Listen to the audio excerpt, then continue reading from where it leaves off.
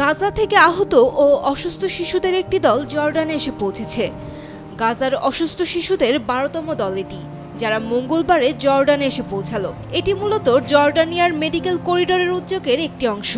তারা ফিলিস্তিনের অসুস্থ ও আহত শিশুদের চিকিৎসা প্রদানের জন্য এই উদ্যোগ চালু করে।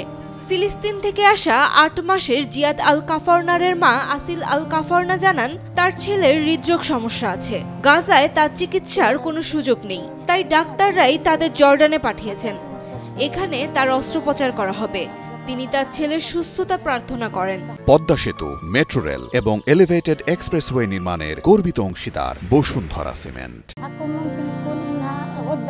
জর্ডানিয়ার সরকারি সংবাদ সংস্থা পেট্রা জানিয়েছে, এই ১২তম দলে ১৪ জন রোগী ও ৩৮ জন সঙ্গী অভিভাবক রয়েছেন। তাদের জর্ডানিয়ার হাসপাতালে চিকিৎসা দেওয়া হবে।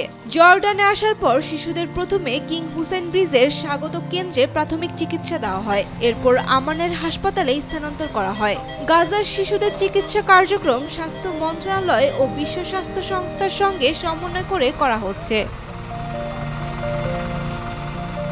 জর্ডানের রাজা আবদুল্লাহ দ্বিতীয় ফেব্রুয়ারির ১১ তারিখে ওয়াশিংটনে মার্কিন প্রেসিডেন্ট ডোনাল্ড ট্রাম্পের সঙ্গে বৈঠকে এই উদ্যোগ ঘোষণা করেছিলেন এবং ২০০০ গাজা শিশুকে জর্ডানিয়ার হাসপাতালে চিকিৎসার প্রতিশ্রুতি দিয়েছিলেন। ঘোষণার পর মার্চ থেকে শিশুদের স্থানান্তর কার্যক্রম শুরু হয়। উল্লেখ্য, এই উদ্যোগ ফিলিস্তিন শিশুদের জন্য মানবিক সহায়তা বৃদ্ধির লক্ষ্যে চালু করা হয়েছে, যা গাজার সংকটময় পরিস্থিতিতে নতুন আলো দেখাচ্ছে।